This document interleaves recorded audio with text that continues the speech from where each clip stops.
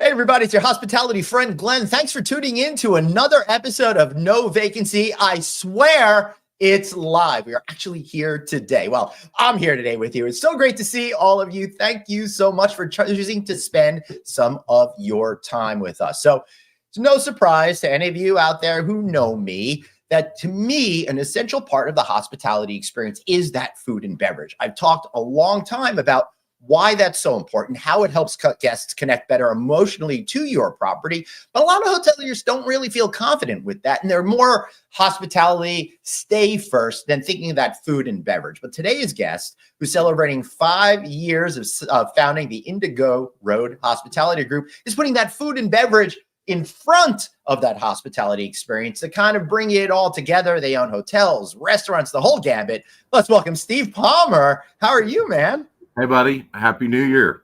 Happy New Year to you. It's so great to see you. Although I should say it's the 16th. So I've shifted from Happy New Year to I hope the year is getting off to a great start. Oh, okay. I'm behind. That's fine.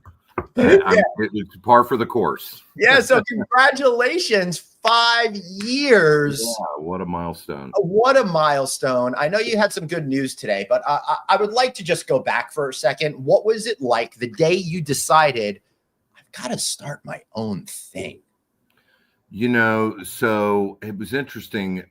15 years ago, we started the Indigo Road on the restaurant side. Right. And we were at a leadership conference, Glenn, 9 years ago. Mm-hmm. And we were vision boarding, you know, clipping pretty pictures to talk about our future. And I clipped a picture of the Grand Budapest Hotel, the Wes Anderson movie that is classic. And I said, you know, I think we should get into hotels. And so 5 years ago we did. And a lot of it for us, we are so engaged in an elevated customer experience. Right. From an engagement, just an authentic, not bells and whistles, not pretty china, or just like genuine human connection. We're so glad you're here. Tell us what you want to eat tonight. That we were doing food and beverage in hotels, and we were kind of looking at the front desk and going, I think we could do that. And so I always say, you know, with F&B, you have 2 hours. With a stay in hotel, you have 24, 36. You've got lots of opportunities. So it's been really gratifying. We started it and then COVID hit. And you know, that is what it is. Yeah, I know. Hey, yeah. I had a you is what it is. It is what it is as well. Yeah, and so here we are, and you know, we had some great openings last year, really meaningful properties that we love, and just kind of looking out to the future very optimistically. That's really wonderful, and my sense is that somebody who's starts out mastering that food and beverage element, it's probably. Again, I'm not an operator. It's probably easier to go into hotel operations than it is to go from hotel operations into food and beverage. And the reason why I say that is I've seen a lot of hoteliers struggle with that food and beverage thing. But once you get the food and beverage figured out, it seems like you'd have a lot of systems in place to create a better starting point for your hospitality side. That's right. That's right. And we, you know, someone once said, I would definitely hire my restaurant guy to run my hotel, but I'm not sure I would hire my hotel guy to run my restaurant. You know, and both are hard. F&B certainly has a lot of more complexities. The labor is much more, it's labor intensive. It is, this is my fingers of margin here. Yeah. So we're, you know, but we love it, and we're foolishly forever engaged in it. We think that the restaurant can actually drive hotel room nights. I mean, we think people travel based on food, and certainly they travel to cities that have vibrant food scenes. But I say this a lot, Glenn. When we go into it, when we're in the development phase, we don't look at it as it's the hotel restaurant. We're opening a restaurant that happens to be in a hotel. And I love that. It's very nuanced, but you know, it has its own identity. It's marketed as such, it's designed, it's developed, it's and so we're let me just for the audience out there, that's a real philosophy. It just sounds very simple. But I see the same thing in the casino gaming business, right? There are casinos that have hotels, but then there are, integrated resorts that happen to have a casino. And that kind of frames everything and puts you as a restaurateur, hotelier, and I think the right set of mind to approach challenges in that way. Yeah, 100%. And we're, the thesis is proving true. I mean, on average, 50% of our revenue is F&B in our hotels. I always say you hear the term lifestyle. You hear it more. Oh, it's the lifestyle brand, or it's a lifestyle hotel. That's a meaningless term. Exactly, right. And I'm like, well, what is the lifestyle? In a resort, okay, you can go to the pool. But really, the lifestyle is the F&B.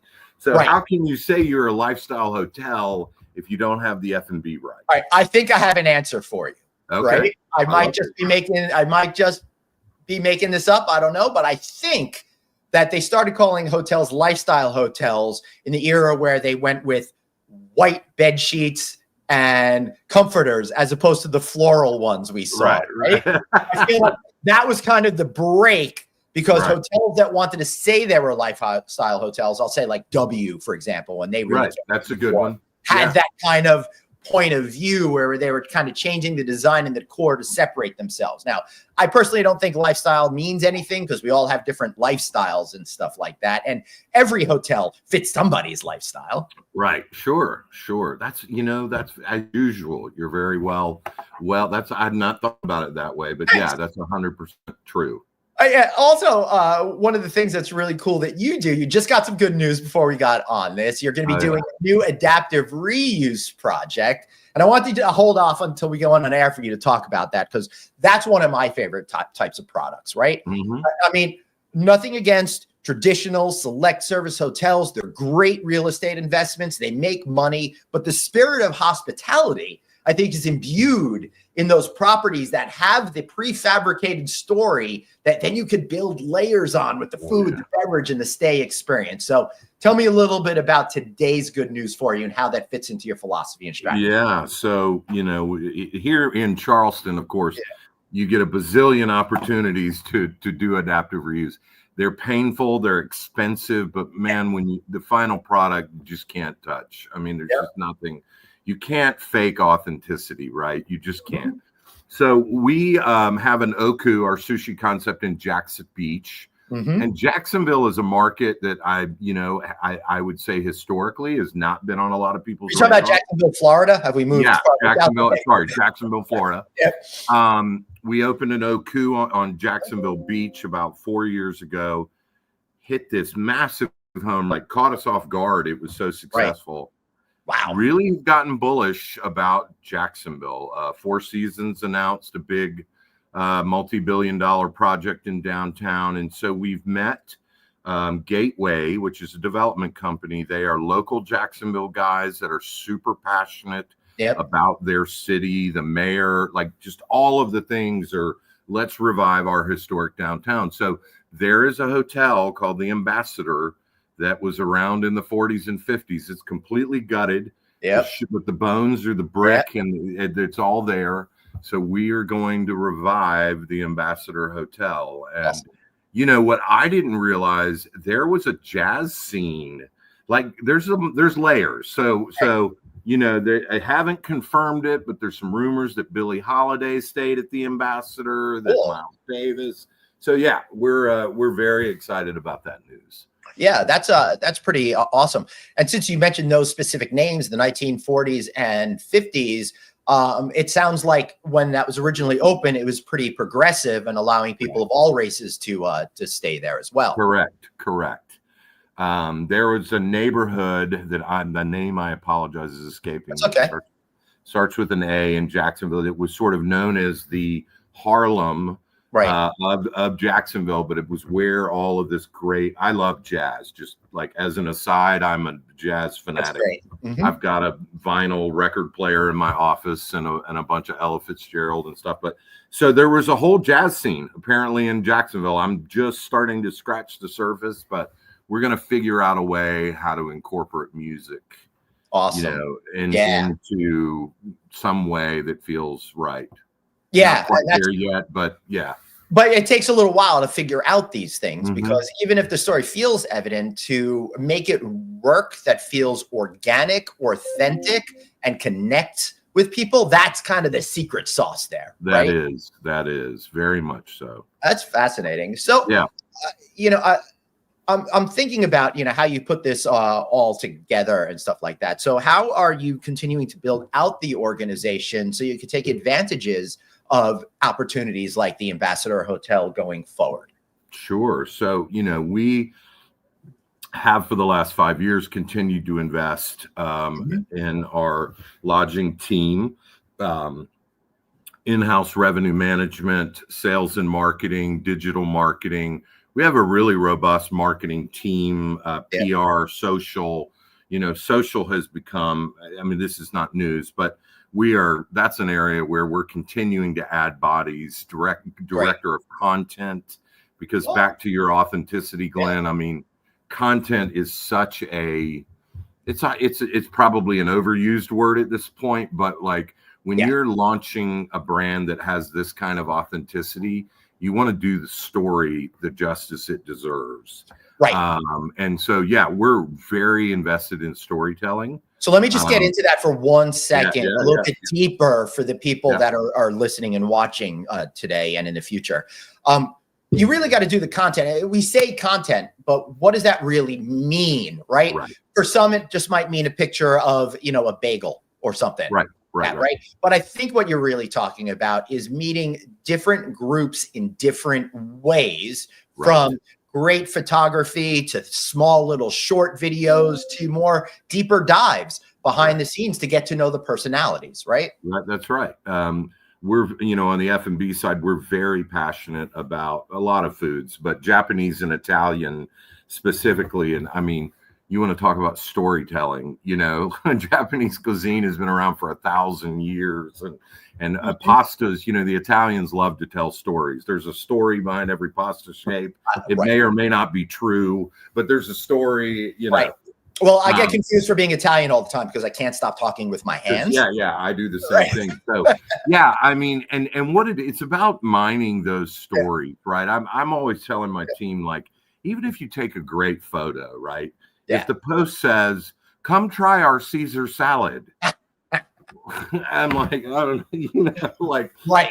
know, I mean, do better, right? And so within, especially when you're developing unique brands, the brand has a voice, and it's your job as the storyteller to make sure that story is told in a way that it's authentic to you. I mean, because ultimately at the end of the day, right, in hospitality, if it's not coming from an authentic place, I think the customer picks up on that instantly. They certainly do. And if not consciously, then subconsciously, and they're going to make a decision to spend their money elsewhere. That's right.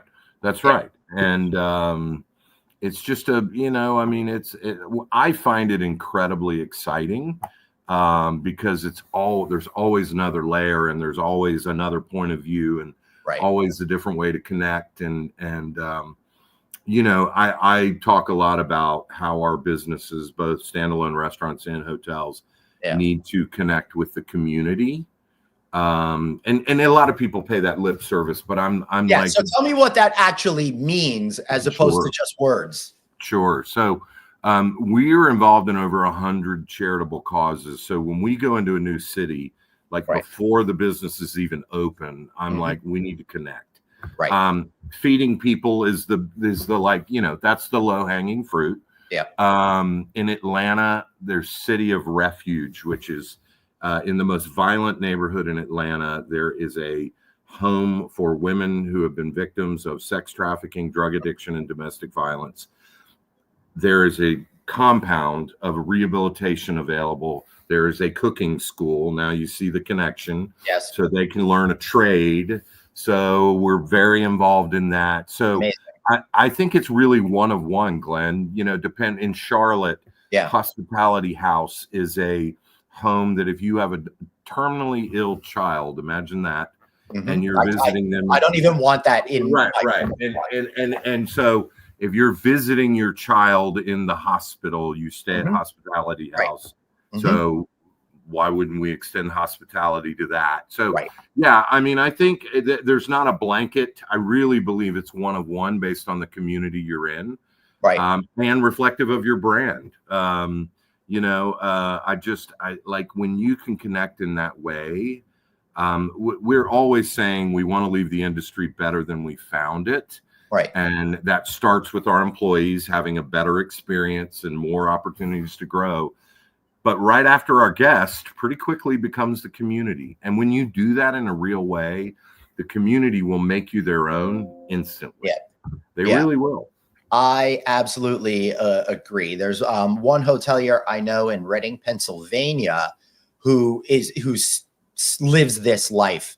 And Reading is in a tough town. So a lot of folks have gotten on the wrong side of the law because of, circumstances and stuff happens. So he takes them in, treats them as real people, gives them purpose and training, and does a great job. And it's helped reinvent not the hotel, but the community itself. Right. That's right. And that's really what it's all about. And I mean, this is important to everybody, but I have a feeling these issues are a little bit closer to your heart because you've had your fair share of challenges. You had a journey to sobriety. You told me that you've been through this now and you've been clean for 23 years. Pretty incredible. So thank you. How did that experience kind of inform who you wound up being as a human being then and then ultimately becoming?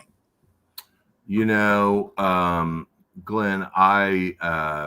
addiction wins more than it doesn't, right? I mean, it's still like 1 in 10 addicted people get sober.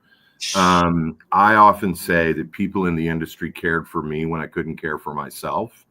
I walked into my hotel restaurant one day and my owner said, you have a choice. You can go to rehab or you can clean out your office. Yep. And addiction is the insidious thing about addiction. It's the only disease that tells you don't have a disease, right? Cancer patients are not walking around saying, I don't have cancer. Right. But alcoholics are walking around, addicts saying, I'm fine. I'm just stressed, So I just think about like how much I didn't want to go that day. I wanted to go get a cocktail. And I would say what a great boss. Right. That gave you that opportunity as opposed to the curb. 100%. And thank God I chose door number one. Why did you choose that door that day? I was very involved in wine. I was, a sommelier in my restaurant, but I knew that I had crossed that line where drinking goes from fun and social to necessity. Yeah. I was ready. I was sick and tired of being sick and tired. I was like, something's got to change. What I didn't know at that moment was how in the world are you going to work in hospitality and not drink? Right. In 2001, we were not talking about mental health the way we are now. No. Mocktails were not on every single restaurant list. No, if you didn't have a drink, you'd get mocked. You would. Our people, this is the one I love. Yeah. People would get awkward. And then they would be like, is it going to bother you if I drink? And I'm like, it's going to bother me if you keep talking about the fact that I don't drink. Right. Because when you make that kind of life choice, you just want to be one of the group. You don't want to be ostracized because you said, I need to make a decision that's best for me. So thankfully, a lot has changed where, mental health, like people don't blink it. Like I'm in restaurants all the time and I don't drink. And great. Look at our cocktail list. Here's our spirit-free drinks. And I'm like, awesome. Yeah, that really is awesome. Before we talk about maybe how that informs you running restaurants, I'm curious as to how you're able to deal with such a serious issue and have it in your face every single day. Yeah, I mean, it's, sobriety is not a journey that should be taken alone. You got to have a community, and a community can be one person, it can be 50 people, but you've got to have people that are walking the same journey together that you can, when you get off work at 11 o'clock at night, you can go have a coffee, smoke a cigar instead of go to the bar and do shots. It really is about being having a community, and that looks different. There's The 12-step community is the most obvious, tried and true one. We had a chef commit suicide, Oh, Ben God. Murray, in 2016. His name was Ben. So we started a local support group in Charleston called Ben's Friends that is for people in hospitality that want to get sober. Amazing. That, Glenn, has turned into like 25 cities. Wow. My co-founder, Mickey Baxt, who's another sober restaurant person, like it's his full-time job, and he has just, there's thousands of people now involved in Ben's Friends. So a very long-winded answer. Community. You've got to have a community. So how can people get involved? Because I'm curious. I'm sure there are so many people that have had exactly your experience in our industry. We've featured them on our show numerous times over here. So how could they get that community by working with you folks? Thanks for asking, Glenn. bensfriendshope.com. Cool. You can click there. We have Zoom meetings every day at 1:00. Wow. Led That's from amazing. different parts of the country. We have people from Spain and Italy now. Wow. Yeah, you literally click one button and you'll be in a meeting, and nobody's going to call on you. Like, if you just want to listen, there's no pressure. You can just come and hang and listen. Yep. But there are late night meetings on Zoom. There are women's meetings on Zoom. There are spouses of addicted people on Zoom. So fantastic.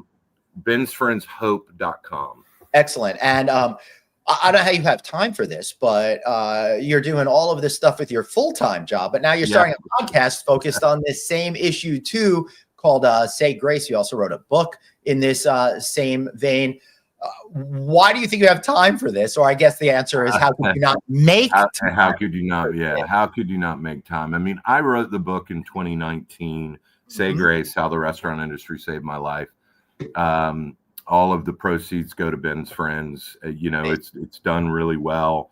But the point of the book was to create awareness. So the point of the podcast is to what we need, because we know addiction's everywhere. We need a chef, a hotel GM, somebody else in all the cities we're not in to hear that podcast and go, I want to start a Ben's Friends. How do I do it? And it's really simple. You got to have a place to meet and two people. And, we're excited about the podcast. I was asking our marketing team at the end of the year, am I late to the, you obviously, Glenn, I've been our pro at this. I said, am I late to the party? And everyone said no.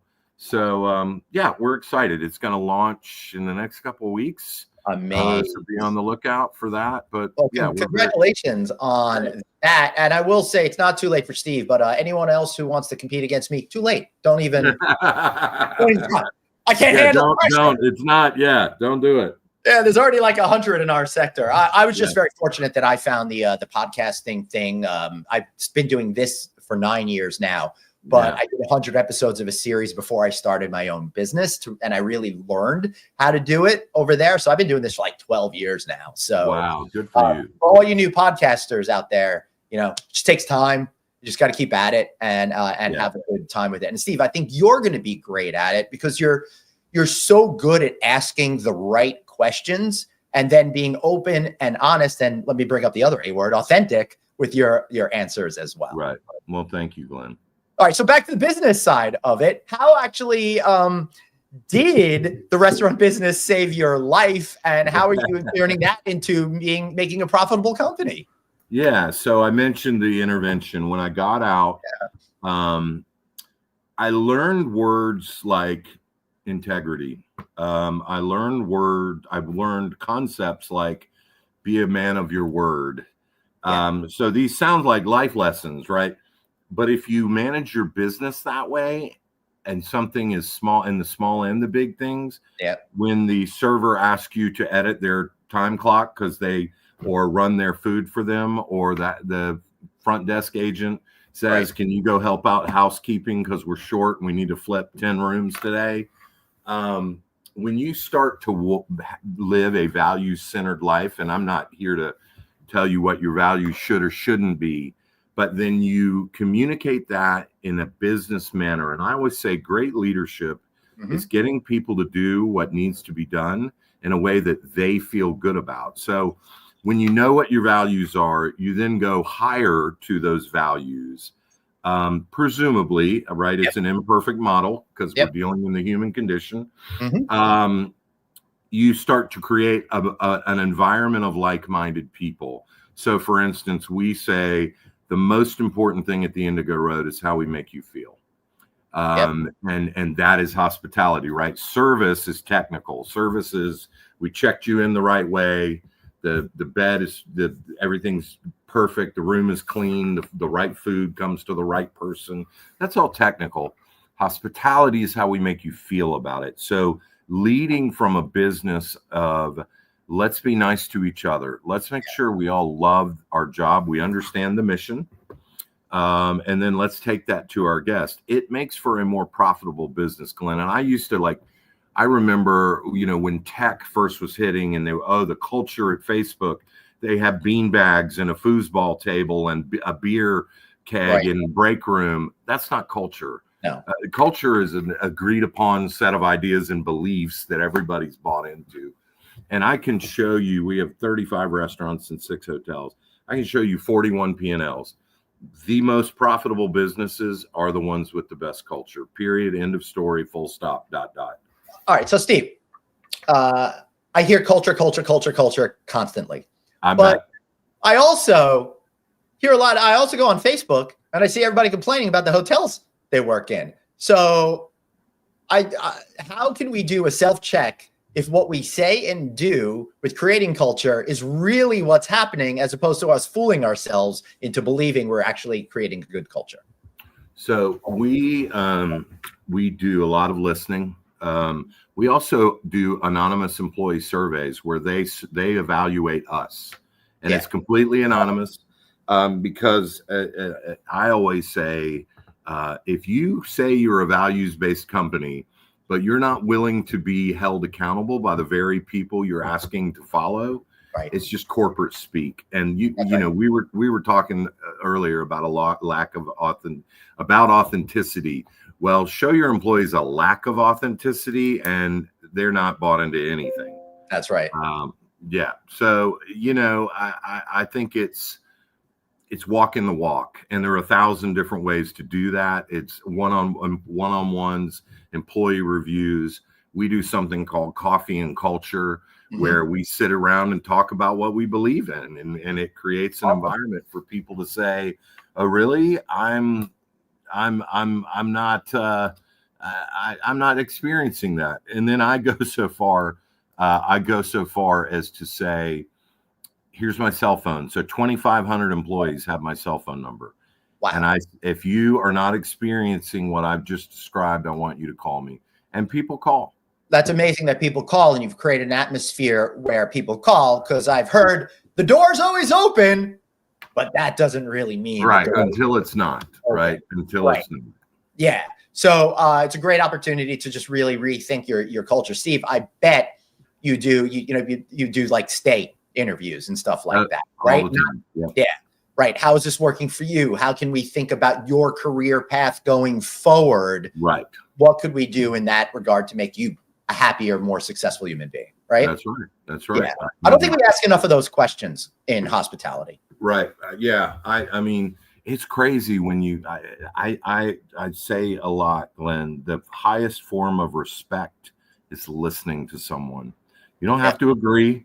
And I actually make that promise, or I've said, I promise we'll always listen. We may not always agree, but I have a 14-year-old daughter, and I'll be driving her to school, and I've had like 2 sips of coffee, and she's 14. So she's just being, venting about the frenemy at school or the boy that doesn't like her or whatever. And I have found that most often I don't have to say a thing. I say, I'm really sorry you feel that way. And that validation is incredible.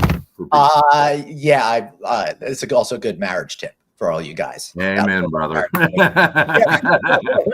Amen, brother. For sure. Steve, I'm so excited for everything that you're up to, and it's been an absolute pleasure to be following the growth of your company over these last Thank you, my friend.